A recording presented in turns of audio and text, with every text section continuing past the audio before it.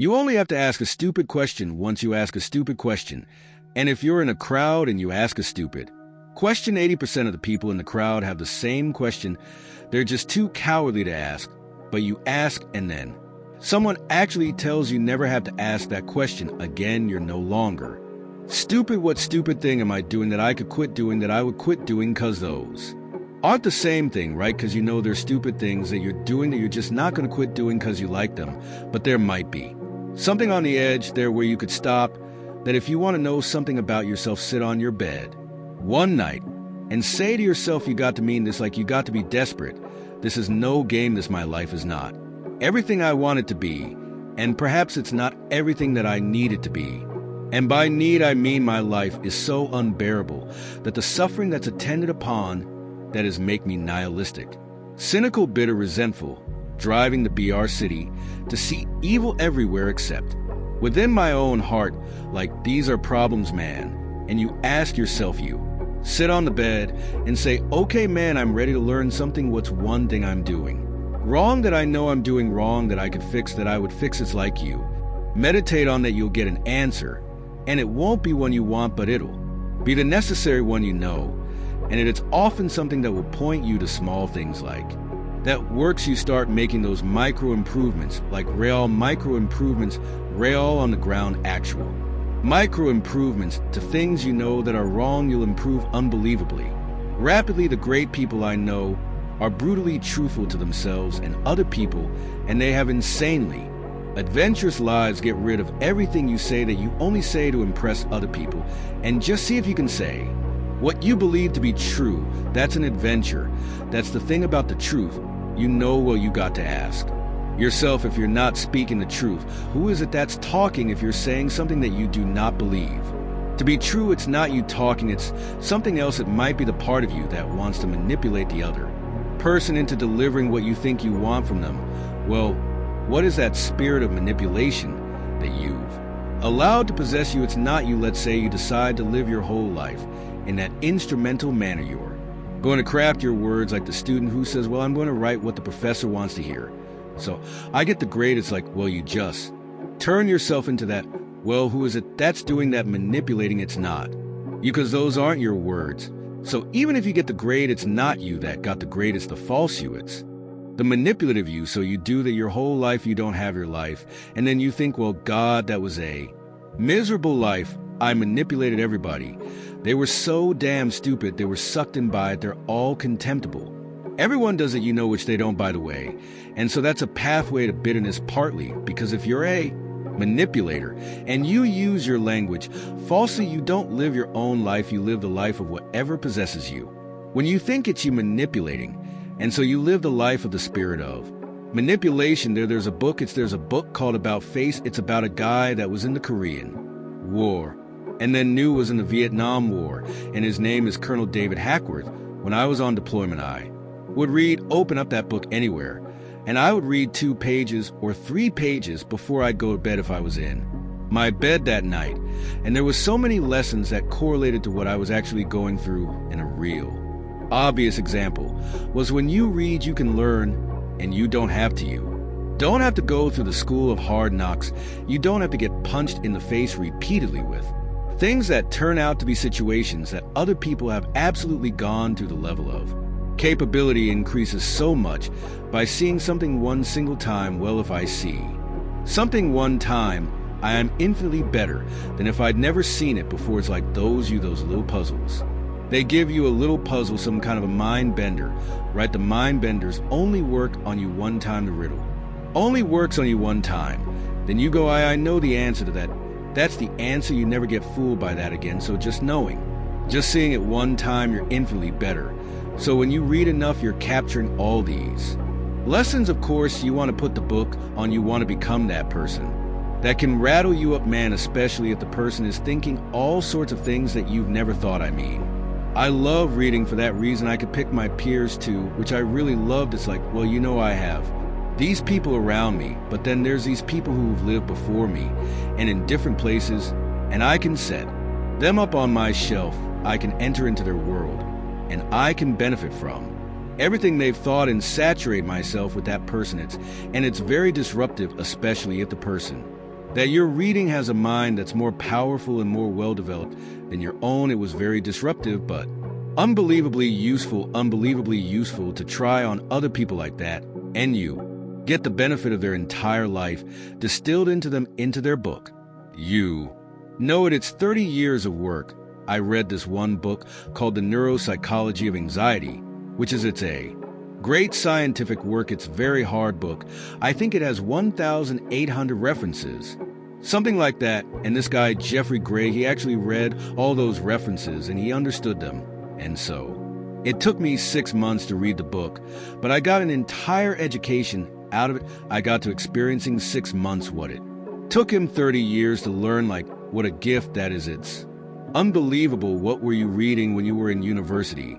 Was it fiction novels? Was it nonfiction? What were you focusing on? As trite as this may sound, it was actually the most impact was from Shakespeare, the most impact on multiple levels. And I'll tell you the primary level, and when I've covered Shakespeare on my podcast, I explain this to people think, well, I didn't really understand. I read it. I understand it. If you think you're going to just pick up Shakespeare, open it up, and read it, and understand it, you're not going to, because it's barely written in English. It's barely written in English. It's almost another language. So what you have to do is you have to start to interpret it.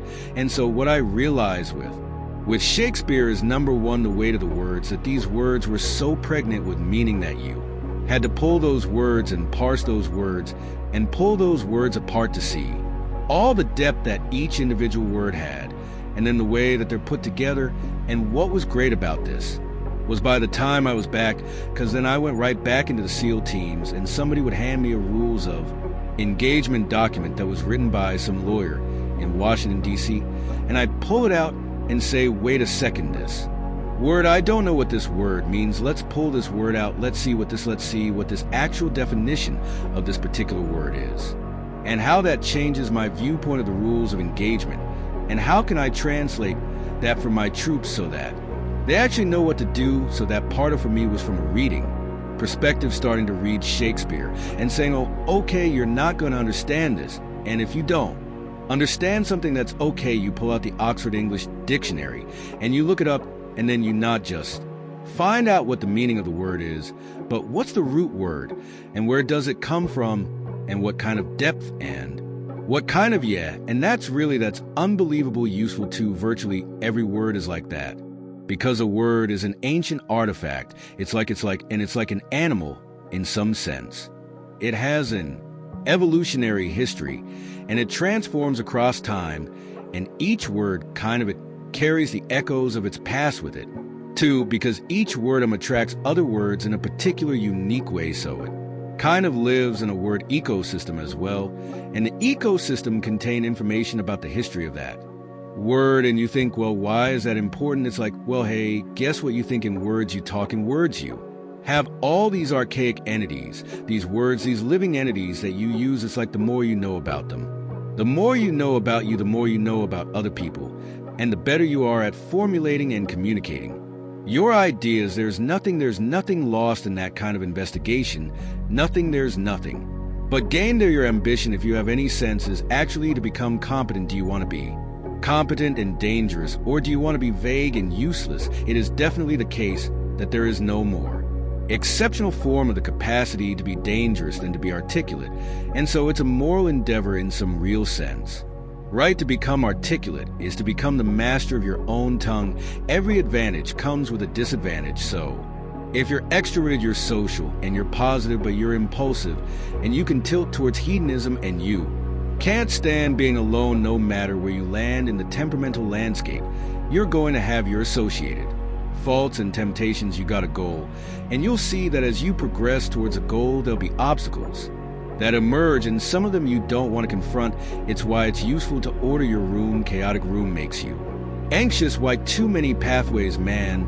People don't really repress the things they don't want to face. They just fail to unpack them. You want a horizon of ever-expanding possibility. We're built to walk uphill, and when you reach the pinnacle of the hill, you want to stop and appreciate the vision. But the next thing you want is a higher hill in the distance. Beware of unintended consequences. It's like, oh no, this thing will just do what I wanted to do and nothing else. It's like, no, turns out that Not only is what we want from each other the real thing, but that's also the adventure of your life. And so if you aren't truthful, and that means, unfortunately, especially at the beginning when you start to be truthful, it means deeply coming to terms with your inadequacies in humility. So it's very painful without that you don't have the adventure of your life, you have the role that you've acquiesced to, and that'll take all the meaning out of your life. It's good for you to go take your place in the world. Have some ambition, have a vision, have a goal, have a strategy. Try to be a good person, not because it's your duty precisely, because that's the proper way to live. You sit on the bed and say, okay, man, I'm ready to learn something. What's one thing I'm doing wrong that I know I'm doing wrong that I could fix? You meditate on that. You'll get an answer. You grow in proportion to the weight you take on voluntarily. And it's also true that we have no idea what the upper limit to. That is, it's from the uphill climb that we derive our value. And I mean this technically. So almost all the positive emotion we feel, especially the emotion that fills us with enthusiasm, and that's experienced in relationship to a goal. And so in some sense, you want a goal that you can never attain. So you can always move closer to the goal that recedes as you move towards it. You think, well, that's frustrating. It's like snooze pushing the rock uphill. But it's not, because as you pursue that goal, you put yourself together and your life does get better and richer and more abundant. That's why the highest levels of virtue and goal are in some sense transcendent. You want them to be above everything you're doing so you can continually move towards something that's more sublime and better. That's what you are. You're here to live, not to sleep. And the problem with the vision of my ties on the beach is that, well, first of all, that's a vision of drug-induced unconsciousness. Second, it's only going to work for about a week. Third, you're going to be a laughingstock in a month. And depressed and aimless and goalless. It's no, that's not it. You want a horizon of ever-expanding possibility. And so it does happen to people because they've stacked their soul on the attainment of an instrumental goal, and it can be a pretty high-order goal. But then you think, now I'm there now. Well, the answer can't be, well, I'm going to live in the lap of luxury and never have to leave a F. What do you want to be? A giant infant with a gold bottle. You never have to do anything but lay in your back and suck. It's like you see the problem with that as a conceptualization. It's no, you want to be like an active warrior moving uphill with your sword in hand, and that's dynamic. That's exciting. People are afraid of the truth because often if you reveal, it causes conflict in the moment. Telling the truth is definitely an adventure seeking for sure, but also telling another way of going about it is to just say what you think and see what happens. That's an adventure. See, you don't know what the outcome is going to be. So look, there's this old idea that it's necessary to have faith in the truth. And so here's a way of thinking about that. Someone asks you a question and you might think, well, here's the outcome I want, and so here's how I'm going to answer that question. So that's one way of approaching it. But another way of approaching it is you ask me a question, I'm going to think about the answer, and I'm just going to tell you what I think. And it doesn't matter what the outcome is, because I'm willing to see what the outcome will be predicated on the idea that there isn't a better outcome than the one that truth produces, even if it's harsh and terrible in the short term. And sometimes it is just like there isn't a better way of doing it. Now you might say, well, how do you know that? And the answer is, well, I don't know that. That's why it's an article of faith, because I believe this deep. The being that you produce as a consequence of telling the truth is good by definition, even though it's harsh and often uncomfortable, because you get in trouble. One of the things that I've really learned recently, or learned to articulate better, is that there's a very tight relationship between aspiration and responsibility. The first question might be, do you need to aspire to something? And answer is, well, yes, because you have to do something. You can't if you just sit there, you'll die. You can't just sit there. You have to go act out. And okay, so act towards what? Well, that's whatever your aspiration is. You have to have an aim. Okay, well, what should the aim be? Well, it should be something worth doing. Let's say, why do something that you don't feel is worth doing? What are your things worth doing? Well, if you watch other people and you judge when they're doing something worthwhile, you usually judge them positively if you see that they're taking responsibility, at least for themselves. But you want to be completely useless so other people have to take care of you. That's pretty pathetic. And maybe you could get your act together so you're taking care of yourself and your family, and maybe you could even do better than that and take care of yourself and your family and your community, well, good for you. That's responsibility. And that's an aim. Well, here's one of the things that's cool about that is that your life doesn't have meaning without aspiration or an aim. Okay, so you need a hierarchy of values. There's got to be something at the top. It's got to be something important. If you don't have that, your life doesn't have any meaning. So if you criticize the hierarchy or even the idea of hierarchy, you destroy the idea of aspiration, and then people have nothing. Well, that's not helpful. People are built for a struggle, and they're built for a weight, and you want to take on a heavy burden voluntarily. See if you can put yourself together, see what you can do out in the world while you're waiting to die. It's an all-in game. It better be worthwhile. If you gaze into the abyss long enough, you see the light, not the darkness. I'm betting my life on it. Bring it on, the adventure along the route, man. And I would say, where's that adventure to be found? You don't want someone else's fate, man. Your fate's enough, and your adventure is enough. It's plenty. It's more than you can ever fully realize. And so that's also part of the reason that we all believe that the individual has some intrinsic dignity. It's don't be so sure that your position in your room is so damn trivial might be your attitude towards it. That's trivial. And if you're in dire straits and dire circumstances, just look at how much opportunity you have to make things better. Well, maybe the same thing's true of life, right? You bind yourself to it, and the tighter you bind yourself to it, the more you find out what it is. And that's like a radical embrace. We're built to walk uphill, and when you reach the pinnacle of the hill, you want to stop and appreciate the vision. But the next thing you want is a higher hill in the distance, because it's from the uphill climb that we derive our value. Almost all the positive emotion we feel, especially the emotion that FS us with enthusiasm that's experienced in relationship to a goal. And so in some sense, you want a goal that you can never attain. There's nothing that makes you more formidable than verbal competence, than being able to articulate, be able to think, to marshal your arguments, right? Aim yourself in one direction. And you might say, well, I've gone halfway down this path and I found out it's wrong. Well, how do you distinguish that from just giving up? Well, that's a really hard question, right? It's a moral hazard. But then the absolve is, yeah, but you have to play one of them. You have to learn to play one of them. You have to become an expert at least one of them. And then that's not a relative proposition. And I believe that's true. So you want to commit to something. And then when you commit to something, you require yourself to bring all of your desperate components moving in a single direction, united in a single direction. So it's a unifying act. You said that a harmless man is not a good man. A good man is a very dangerous man who has that under voluntary control. How should people become more dangerous? Oh, becoming more articulate is definitely, I would say, that's the primary array of weapons. I mean, physical prowess is something, and it's not nothing, that physical confidence that comes along with that as well.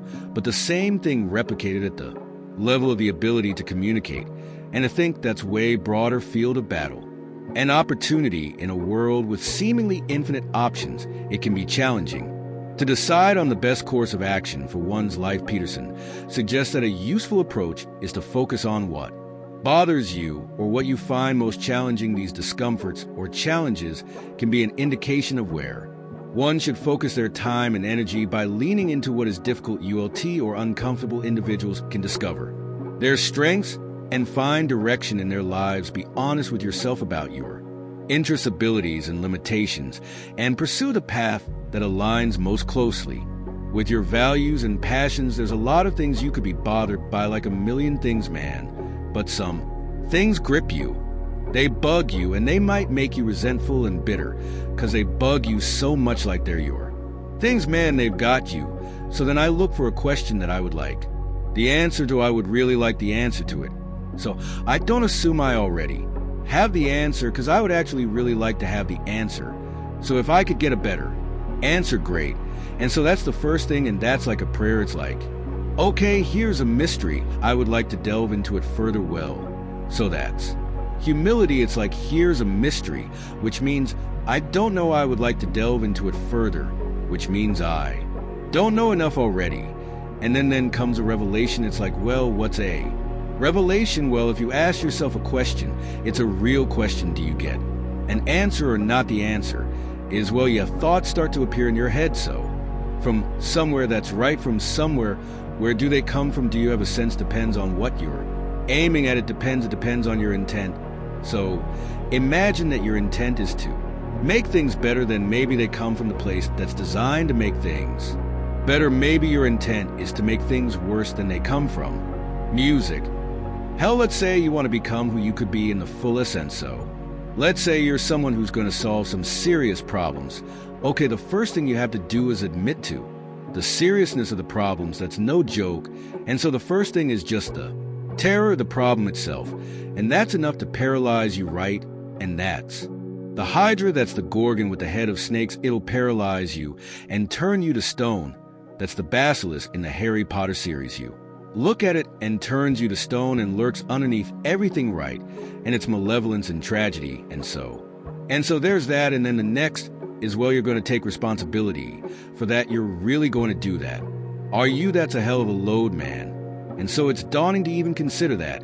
And then there's a discipline and responsibility that necessitates, which is also daunting. It's like, oh my God, the problem's that serious. I'm really going to have to get my act together in order to not contribute to it, much less solve it.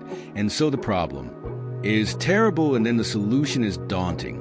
But the upside of that is like, well, there isn't anything better to have than a problem that's worth solving, like that's really worth solving, right? And so the more of that you take on, the more you have a reason to get out of bed in the morning. No matter what, think, I'm getting up, I'm trudging forward, doesn't matter what I'm suffering from, I've got things that need to be done, they're necessary. And that gives you that sense of purpose. That is the antidote to bitterness, okay? Well, let's say you want your life to be meaningful. It's like, okay, then what you do matters, it actually matters.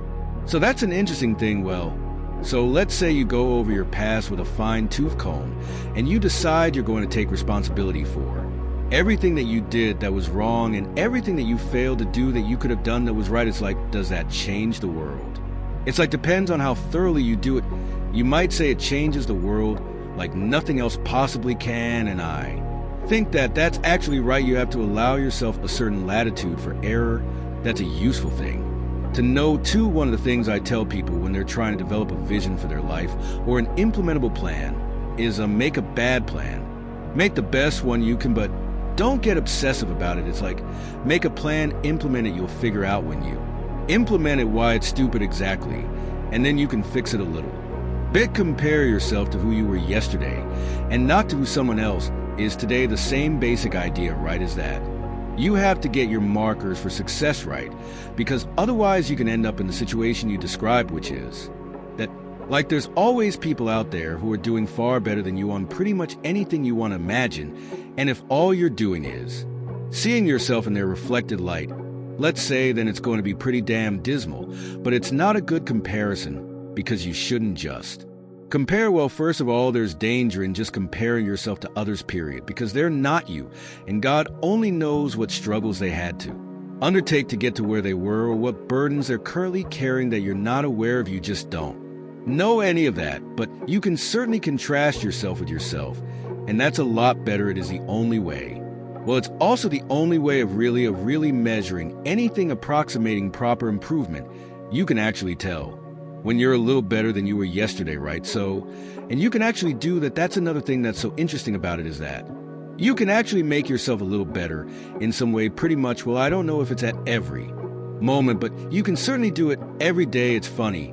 I mean, obviously if you have a problem and you think about it, but you can think of a solution, and it's not obvious how you do that. It's not like how you're manipulating your neurons or something. It happens of its own accord in some sense, like you can participate within it, I guess, and you can interfere with it, and it seems to take a certain amount of willpower, but it still all happens mysteriously behind the scenes. One of the things that I've been, so there's lots of different ways to interpret the world, and you can maybe even make a case that there's an endless number of ways to interpret the world, and the problem with that is that it kind of disorients you in terms of what you should be doing. But just because there's a very large number of ways to interpret the world doesn't mean there's a very large number of productive, meaningful, and sustainable ways to interpret the world. And one of the things you do have to do is figure out how you conduct yourself today so that you don't upset the apple cart in a week or a month or a year. And so you know what you're doing. Some sense psychologically is you admit to yourself that your current frame of reference is faulty, and then you start opening the door to a different kind of thinking, which is more creative thinking. It's more lateral thinking, saying, well, I'm wrong, but that's not necessarily a problem, because I could be right if I thought some other way. Well, that's great. Often it works, yet there's almost no end to the utility of trying to figure out which ways that you're wrong, because there's lots of them, and every time you discover one, then you don't have to be quite so wrong anymore. That's a really good deal. Yeah, what's your time worth? You're a university student. Well, it's certainly worth minimum wage, because obviously, but it's worth way more than that, because if you spend a productive hour when you're 20, then you gain the benefits of that hour for the rest of your life. So there's the compounding effect of time spent when you're young. So I say, well, let's assume your time's worth $50 an hour, which I think is an underestimate. But whatever, let's call it 50, we can call it 25, we'll call it 50. That's $2,000 a week you're wasting. It's $100,000 a year. It's like how much better would your life be if you weren't wasting $100,000 a year? The Da Vinci Code.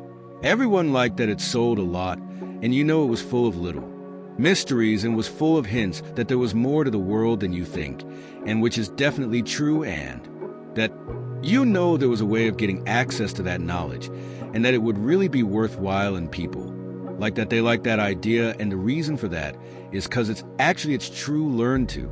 Right, I'm dead serious about that, because writing is formalized thinking, and so the way you write is, first of all, you need a problem, because why write if you don't have a problem?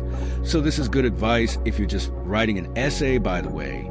For your classes, it's like pick a bloody problem that you want to write about, because otherwise it's false right from the start. It's up to you to engage with the material until you find something that grips you, that you desire to investigate. Okay, so you need a problem. Well, the next thing you need to do is, you need to have something to say about the problem. Well, so reading is really good for that. Read as much as you can get your hands on that addresses the problem. Okay, so now you know a bunch of things, or at least provisionally know them. You at least have access to them. Well, now you start sorting through it. It's like, okay, well, maybe I need to summarize what I've learned, and then I need to iron out the contradictions between what I've learned, and I need to elegantly formulate that, and I need to get my word choice right, and my phrase choice right, and my sentence choice right, and I need to organize the sentences into proper paragraphs, and the paragraphs into proper sequence, so that I have a coherent argument. And at the same time, what you're doing is you're integrating your own personality at the highest and most abstract level of organization, and you're sharpening your tools, and you're putting yourself straight, because you're learning to think. You learn to do that by writing. Many years you hone your words. They're the most powerful thing about you, bar is none. If you're an effective writer and speaker and communicator, you have all the authority and confidence that there is. And so you're at university, maybe you're taking humanities degree. Well, what's the humanities degree for? It's to teach you how to think. You learn to think by writing. Now there's more to read, to speak, and all of that, but the best thing you can do is read and write every day, a couple of hours every day. Write about things you find important, and see if you can discover what you believe to be true, and that'll build you a foundation.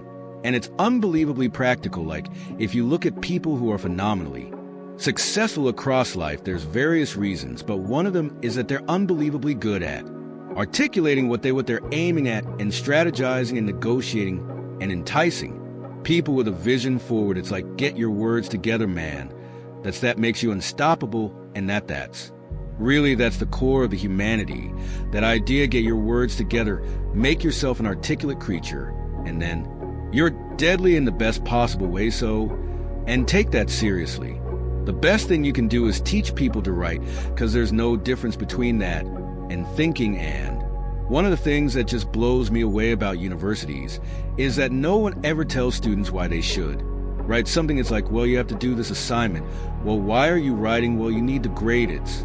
Like, no, you need to learn to think, because thinking makes you act effectively in the world. Thinking makes you in the battles you undertake, and those could be battles for good things.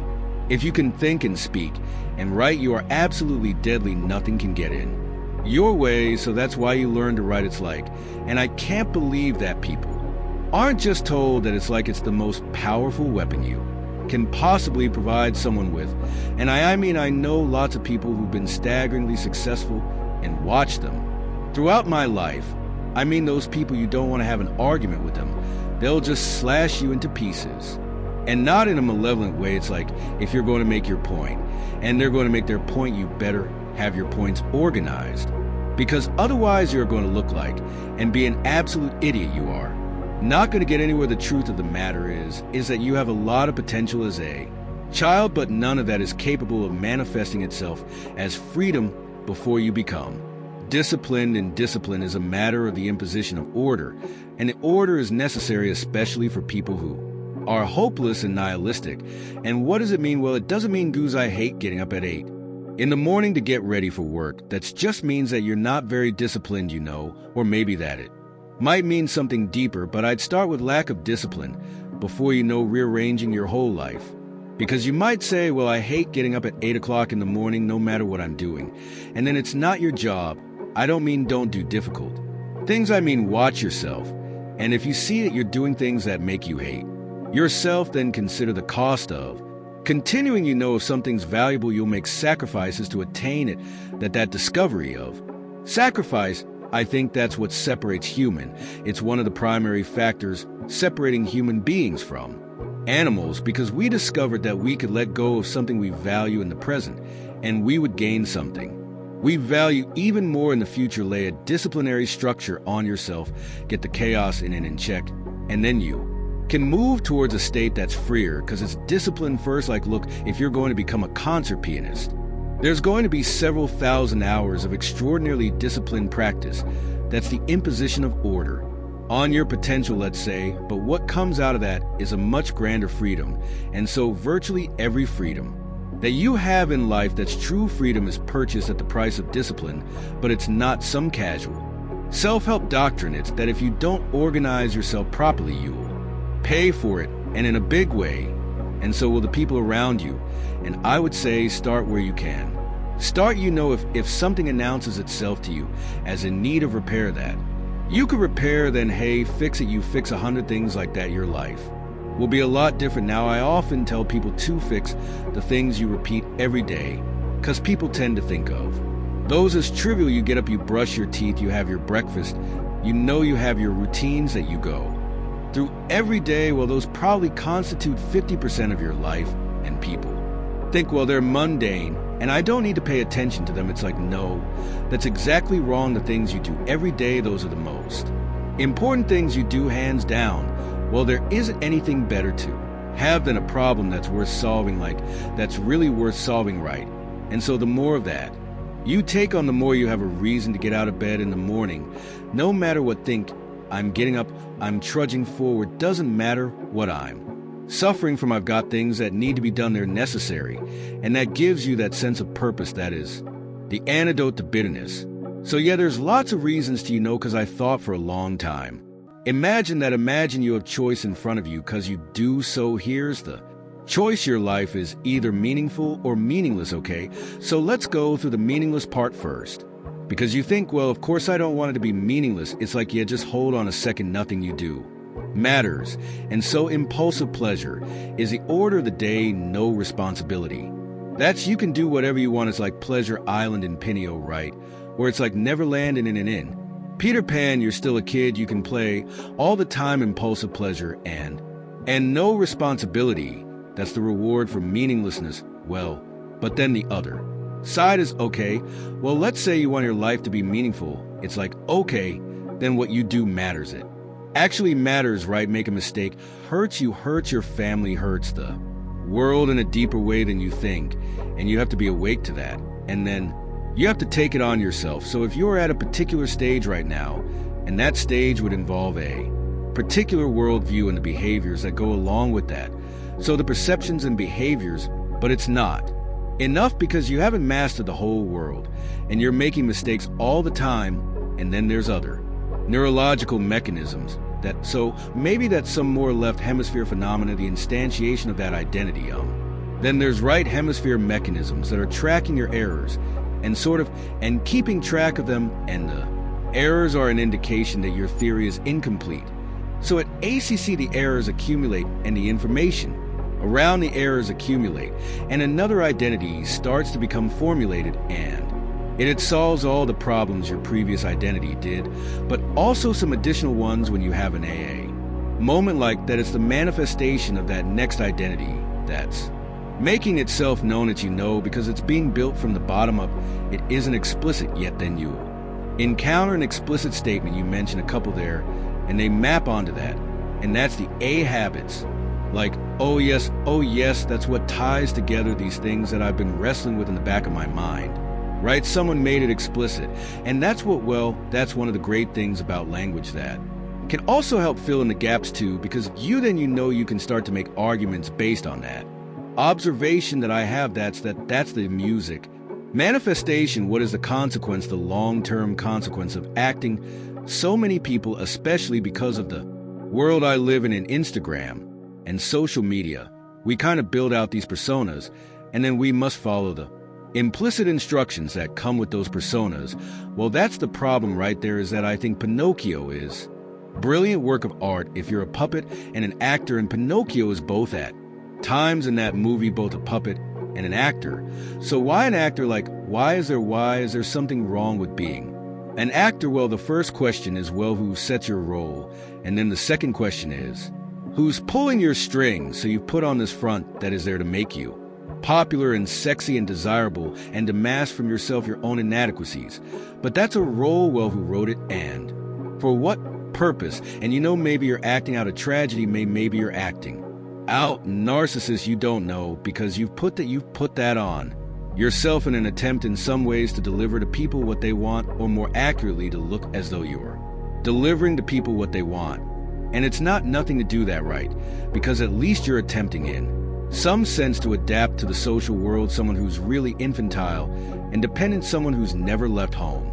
Part of their problem is that they haven't crafted a persona, so you don't want to denigrate it entirely, but it's no substitute for the real thing.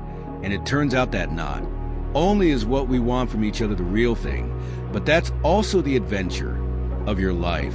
And so if you aren't truthful, and that means, unfortunately, especially at the beginning when you start to be truthful, it means deeply coming to terms with your inadequacies in humility.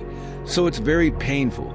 Without that, you don't have the adventure of your life. You have the role that has been that you've acquiesced to, and that'll take all the meaning out of your life, right? Imagine that the world was constituted so that the true adventure of your life emerged as a consequence of truth in speed and action, because that would be reflective of the real you, so it would be you living. And then imagine that the adventure that would occur if you dwelled in the truth would be so overwhelming that it would justify all the suffering. I've really contended with this idea of struggle and chaos in my life and the role it plays, and once upon a time I thought I was trying to rid me life of chaos and struggle.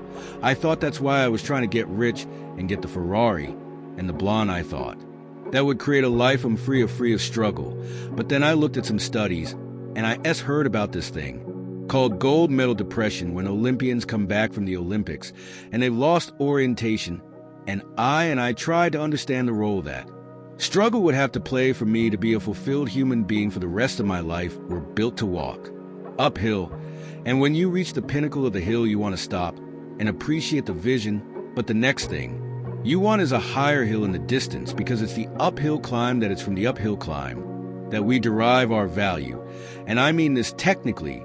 So almost all the positive emotion we feel, especially the emotion that fills us with enthusiasm, that's experienced in relationship to a goal. And so in some sense, you want a goal that you can never attain, right? So you can always move closer to the goal that recedes. As you move towards it, you think, well, that's frustrating. It's like Sisyphus pushing the rock uphill. But it's not, because as you pursue that goal, you put yourself together, and your life does get better and richer and more abundant. That's why the highest levels of virtue and goal are in some sense transcendent. You want them to be above everything you're doing, so you can continually move towards something that's more sublime and better. That's what you are. You're here to live, not to.